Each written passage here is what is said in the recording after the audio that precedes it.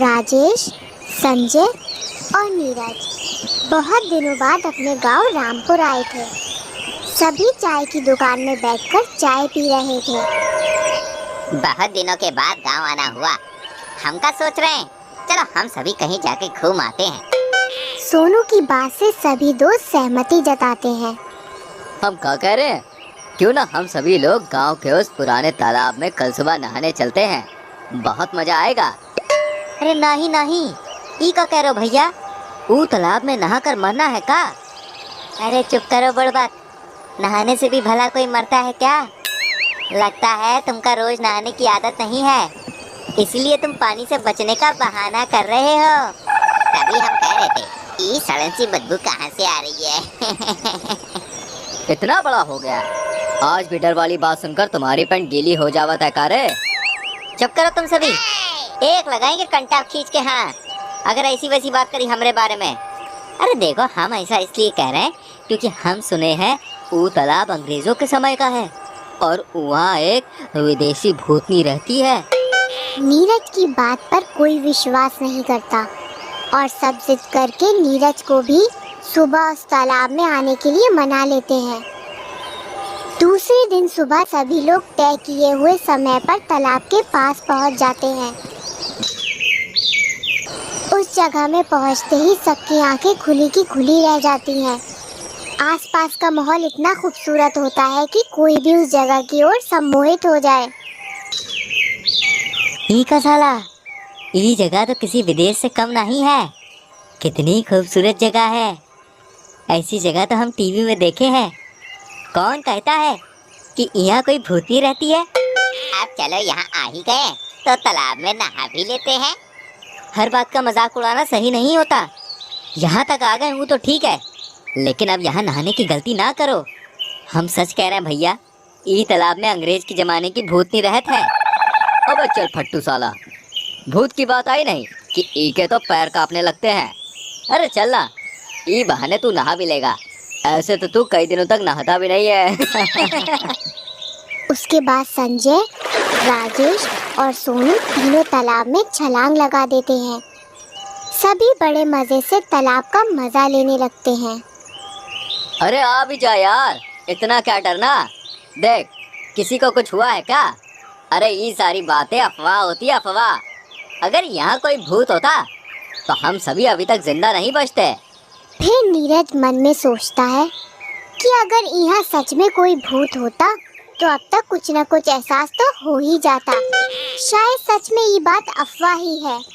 और फिर नीरज भी पानी में कूद जाता है। जैसे ही नीरज पानी में कूदता है, सब नीरज को चिढ़ाने लगते हैं। ओए, अगर तुमका कोई भूतनी देखे तो उसका नंबर मांग लेना। हो सकता है कोई गोरी मैम भी यहाँ भूतनी बनकर भटक रही हो। वो कहा है ना, हमने कभी किसी विदेशी लड़की को देखा नहीं है। अरे बस अब चुप करो, बंद करो ये भूत भूतनी की बात और मजे लो। हाँ, थोड़ी देर तक तो सब कुछ सामान्य रहता है, फिर अचानक वहाँ का नज़ारा बदलने लगता है। ये बदलता हुआ नज़ारा सिर्फ नीरज को दिखाई दे रहा होता है। नीरज को तालाब के अंदर कब्रिस्तान जैसा दिखाई दे रहा था, जहाँ एक औरत खड़ी थी जो चेहरे और पोशाक से बिल्कुल विदेशी लग रही थी। वह दोनों हाथ आगे करके नीरज को अपने पास बुला रही थी। आ जाओ मेरे पास, आ जाओ मेरे पास। फिर नीरज उसके संपर्क में आगे बढ़ता जा रहा था। जैसे ही नीरज उसके पास गया, भूतनी ने नीरज का हाथ पकड़ लिया और उसे अपनी तरफ खींच लिया। और अब उन दोनों का चेहरा आमने सामने था। एक ही पल में उसका चेहरा बदल गया और उसने एक भयानक रूप ले लिया। वो एक भयानक चुड़ैल की तरह दिखाई दे रही थी। कौन है तुम? छोड़ो मुझे, छोड़ो। तुम्हारी मौत। हमको बचाओ रे, इस भूतनी से हमको कोई बचाओ। अरे क्या हुआ नीरज, अपनी आंखें खोलो, पागल की तरह काहे चिल्ला रहे हो?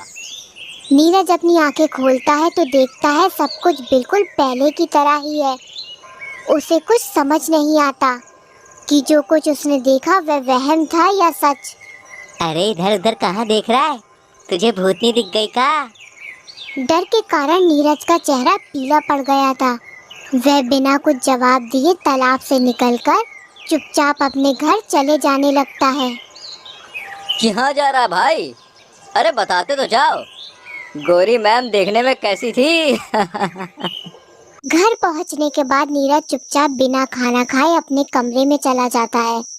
वह सोने की बहुत कोशिश करता है पर उसे बेचैनी लगती है। वह अपनी आंखें बंद करता और खुद को ये समझाने की कोशिश करता है कि जो भी आज उसने देखा वो उसका वहम था। और जैसे ही वह अपनी आंखें खोलता है वो अपनी बाजू में उसी भूतनी को पाता है जो उसे घूर रही थी। तुम्हें नींद नहीं आ रही नीरज? अरे बचाओ बचाओ बचाओ बचाओ! नीरज चिल्लाता हुआ कमरे से भागने की कोशिश करता है और फिर बेहोश हो जाता है। और नीरज की आवाज सुनकर उसके मम्मी पापा उसके कमरे में आते हैं जहां वो उन्हें बेहोश मिलता है। थोड़ी देर में नीरज को होश आ जाता है और वो देखता है कि उसके तीनों दोस्त और उसके मम्मी पापा उसके पास खड़े हैं। नीरज अब कुछ भी नहीं छुपा सकता था। उसने उस विदेशी भूतनी की बात अपने मम्मी पापा और अपने दोस्तों को बताई। ई का बच्चों की तरह बात कर रहा भाई? जो कुछ भी नीरज कह रहा है ना, वो सही है। वो तालाब अंग्रेजों के जमाने में कब्रिस्तान हुआ करता था और उसी कब्रिस्तान की भूतनी नीरज को हर जगह दिख रही है। अब तो नीरज के दोस्तों को भी डर लगने लगा था। फिर नीरज के पापा एक तांत्रिक को बुलाकर लाते हैं। तांत्रिक उनके घर आता है और उन्हें बताता है कि नीरज के साथ जो भूतनी आई है वो बेहद ही खतरनाक है और वो किसी पूजा पाठ से इस घर से नहीं जाने वाली। अगर कोई उसे यहाँ से निकाल सकता है तो वो नीरज है। फिर तांत्रिक चला जाता है। फिर सभी लोग बेहद घबरा जाते हैं कि अब क्या किया जाए।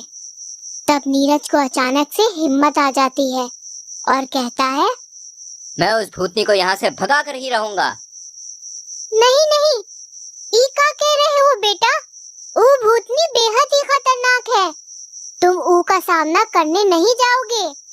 लेकिन नीरज किसी की नहीं सुनता और हिम्मत करके अपने कमरे में चला जाता है और दरवाजा अंदर से बंद कर देता है।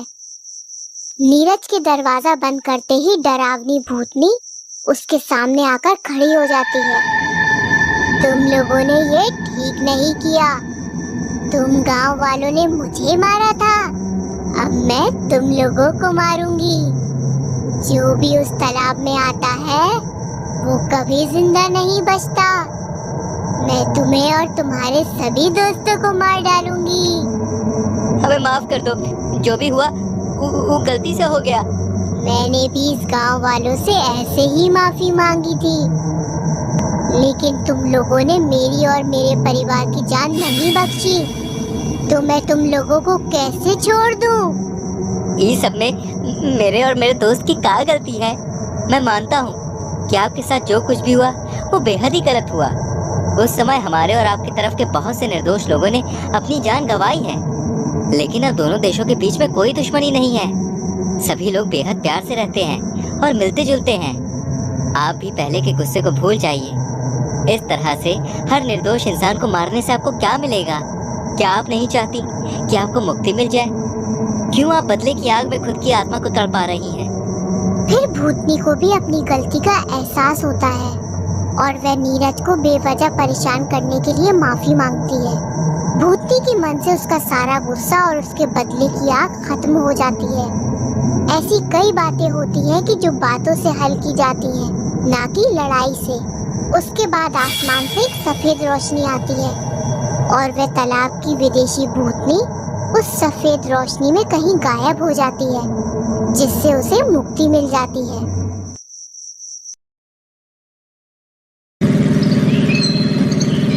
मामा जल्दी बाहर आओ, देखो भैया क्या लाए हैं। क्या है, इतना क्यों चिल्ला रही है? अरे माँ तुम आओ तो सही। हैं ये क्या ले आया विशु? माँ मुबारक हो, अपना एसी आ गया। हैं? अरे वाह, जुग जुग जिए मेरा बच्चा, तो रुक, मैं पूजा की थाली लेकर आती हूँ। ओह माँ, ये एसी है, तुम्हारी बहू नहीं जो आरती उतार कर उसे घर के अंदर ले जाओगी। तू चुप कर, बस 2 मिनट रुक जा यहीं। कमला बहुत खुश थी। उसका बेटा विशाल घर के लिए नया एसी जो खरीद कर लाया था। दरअसल कमला के दोनों बच्चे इशिता और विशाल को बहुत गर्मी लगती थी, लेकिन अब जब विशाल बड़ा होकर कमाने लगा था तो अपनी कमाई से वो एक बढ़िया एसी खरीद कर ले आया था, जिसे देखकर पूरा परिवार बहुत खुश था। क्यों माँ, ठीक लग रहा है ना? भाई वाह, ये तो कमाल की चीज है। मुझे तो ठंड सी लग रही है, सच में कमाल की चीज है ये एसी। वैसे ही कितने का आया बेटा? अरे माँ, आप आम खाओ ना, गुठलियाँ मत गिनो। अरे हाँ माँ, आम भी रखे हैं ना, जल्दी से ले आओ ना। एसी में बैठकर आम खाने में मजा ही आ जाएगा कसम से। पगली कहीं की, तुम दोनों बैठो, मैं आम लेकर आती हूँ। कमला को मन ही मन अपने बेटे पर बहुत गर्व हो रहा था। विशाल के पिताजी बहुत पहले ही चल बसे थे, जिसके बाद बच्चों की पढ़ाई और घर के खर्चों में ही सारा पैसा खत्म हो जाता था। इसीलिए कमला अपने और अपने बच्चों के लिए ज्यादा सुविधाएं जुटा नहीं पाई। लेकिन अब घर में नया एसी आने से वो बहुत खुश थी। रात में इशिता ने तीनों का बिस्तर एसी वाले कमरे में ही लगा दिया। आज तो बड़ी बढ़िया नींद आएगी भैया। हाँ ईशु, तुझे ही आएगी। मुझे तो हर महीने इसी एसी की किस्तें चुकानी है। जब वो पूरी हो जाएंगी मुझे तो तभी चैन की नींद आएगी। अच्छा, वैसे कितनी किश्तें भैया? 1 साल की, अगली गर्मी तक पूरी हो जाएंगी। अच्छा, ये सब बातें छोड़ो। अब विशु बेटा ये बता, जो मैंने तुझे फोटो भेजी थी वो लड़की तुझे कैसी लगी? हाँ ठीक ही थी माँ। तो संडे को चले उसके घर? अब देखते हैं माँ, अभी संडे दूर है। नहीं, अब कोई बहाना नहीं, तुझे चलना ही होगा। देख बेटा, एसी ले आया है, बहू भी ले आया, अब और नहीं होते मुझसे ये घर के कामकाज। अच्छा ठीक है माँ, अब आराम से सो जाओ, चलेंगे संडे को, ठीक है? अब ना ना, मुझे तो यहाँ बड़ी ठंड लग रही है भाई, कपकपी छूट रही है मेरी तो। मैं तो अपने आंगन में ही सोऊंगी बाहर, तुम दोनों ही सो यहाँ। इतना कहकर कमला कमरे से बाहर चली गई। ईशु बेड पर सो रही थी और विशु जमीन पर लगे बिस्तर पर सो गया। ईशु और विशु बहुत खुश थे। कुछ देर बाद ही वो दोनों गहरी नींद में सो गए। फिर अचानक रात को ईशु उठी और बोली, भैया भैया उठो ना। हाँ, क्या हो गया? अरे सो जाना ईशु। भैया ये कैसा एसी लिया है आपने? मुझे तो अभी भी गर्मी लग रही है। हाँ यार, लग तो मुझे भी रही है। रुक 1 मिनट, देखने दे जरा। अरे यार, इसका तो टेम्परेचर 26 पर सेट है। लगता है तू रिमोट पर ही सो गई पगली, और तुझसे इसके बटन दब गए। रुक, मैं इसे अभी 20 पर सेट कर देता हूँ। भैया एक बार 16 पर करो ना। बर्फ जमाएगी क्या? अच्छा चल, करके देखते हैं। टेम्परेचर 16 पर करते ही कमरा एकदम ठंडा हो गया। अब तो दोनों बहन भाई बहुत ही खुश थे। नए एसी की वजह से अब ईशु की तबीयत एकदम सही रहने लगी थी। उसे ना कोई एलर्जी हो रही थी और ना ही शरीर पर लाल निशान पड़ रहे थे। फिर कुछ दिनों के बाद, क्यों, कैसी लगी तुझे पारुल? हाँ, अच्छी लगी माँ। विशाल को पारुल पहली नजर में पसंद आ गई थी और दोनों की चट मंगनी और पट शादी भी हो गई। और फिर, ओए ईशु, कहाँ जा रही है तू? सोने। और कहाँ माँ? पगली है क्या?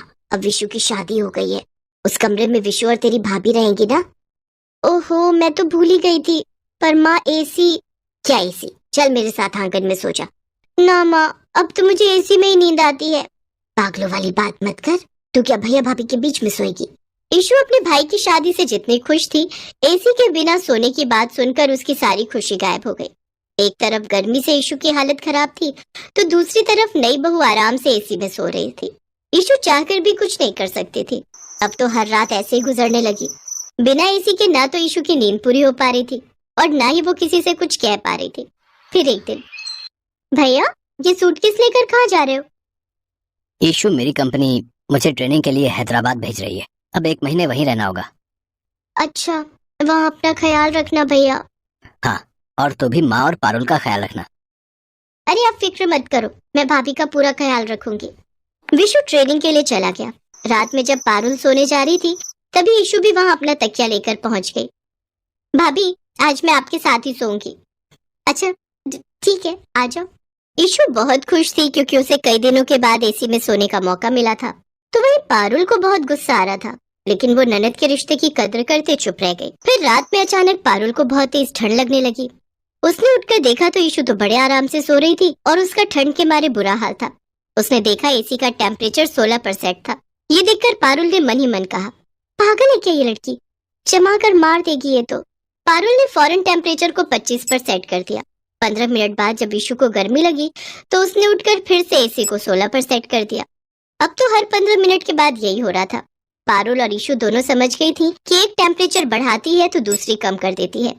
तभी गुस्से में पारुल ने रात में ही ईशु को उठाकर कहा, ईशु तुम ये बार बार एसी का टेम्परेचर कम क्यों कर रही हो? मुझे ठंड लग रही है, मुझे इतने कम टेम्परेचर की आदत नहीं है। और मुझे गर्मी की आदत नहीं है भाभी। आपको ठंड लग रही है तो आप मम्मी के पास सो जाओ ना। मैं क्यों जाऊं? ये मेरा कमरा है, तुम चली जाओ ना मम्मी जी के पास। हैं? आप तो अभी आई हो, ये कमरा बचपन से मेरा और भैया का है। अच्छा तो फिर मैं कहाँ रहूंगी? मुझे क्या पता। दोनों की लड़ाई की आवाज सुनकर कमला कमरे में आ गई। क्या हुआ, तुम दोनों सुबह 4 बजे क्यों लड़ रही हो? मम्मी जी देखिए ना, ईशु मुझे इस कमरे से जाने के लिए कह रही है। हैं? हे भगवान, आप तो बड़ी झूठी निकली भाभी। आपने ही तो पूछा था कि मैं कहाँ जाऊँ, तो मैंने तो बस ये बोला कि मम्मी के पास चली जाओ।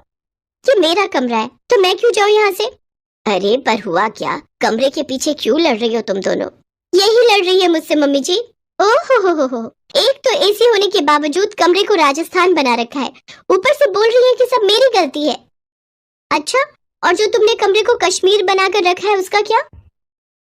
कमला समझ गई थी कि लड़ाई कमरे की नहीं बल्कि एसी की है। उसने दोनों को समझाया लेकिन दोनों नहीं मानी। दोनों के बीच ये कहासुनी बढ़ती ही गई। दोनों ननद भाभी में से कोई भी एसी वाला कमरा छोड़ने को तैयार नहीं थी। नौबत ये हो गई कि दिन हो या रात, ननद भाभी में हर वक्त कहासुनी होने लगी और इस सब से कमला बहुत परेशान थी। उसने विशाल को फोन पर सब कुछ बताया लेकिन विशाल के समझाने का भी कोई फायदा नहीं हुआ। पारुल और इशिता दोनों ही अड़ी हुई थी। न तो एसी के टेम्परेचर को लेकर दोनों की सुलह हो रही थी और न ही कमरे के बाहर या अंदर सोने को लेकर। फिर कुछ दिनों के बाद, अरे विशाल तू आ गया बेटा, कैसा है बेटा? मैं अच्छा हूँ माँ। विशाल वापस आ गया था और इस बार भी वो अपने साथ एक बड़ा सा बॉक्स लेकर आया था। ये क्या है बेटा? इसमें एसी है माँ, मुझे लगता है कि इस वक्त घर में इसकी सबसे ज्यादा जरूरत है ना? हाँ बेटा, ये तो बहुत ही अच्छा किया तूने, पर ये तो बता कि तेरे पास नए एसी के लिए पैसे कहाँ से आए? अभी तो पुराने एसी की किश्तें भी पूरी नहीं हुई। माँ ये नया एसी नहीं है, किराए पर लिया है और 3-4 महीने बाद जब गर्मी का मौसम चला जाएगा तब इसे वापस कर दूंगा और पहले एसी की किश्तें पूरी होते ही दूसरा नया एसी ले लूंगा ईशु के लिए। विशु की समझदारी से समस्या का समाधान हो चुका था। कमला ने भी राहत की सांस ली। तभी पारुल ने पीछे से कहा, सुनिए कमरे में आ जाइए, मैंने आपके लिए समोसे बनाए हैं। नहीं, वो मेरे भैया हैं, वो पहले मेरे हाथों की बनी खीर खाएंगे, समझिए आप। हे भगवान बचा ले विशु, अब बता अब क्या करेगा बेटा? अब पता नहीं माँ, लगता है समोसे और खीर एक साथ ही खाने पड़ेंगे अब तो।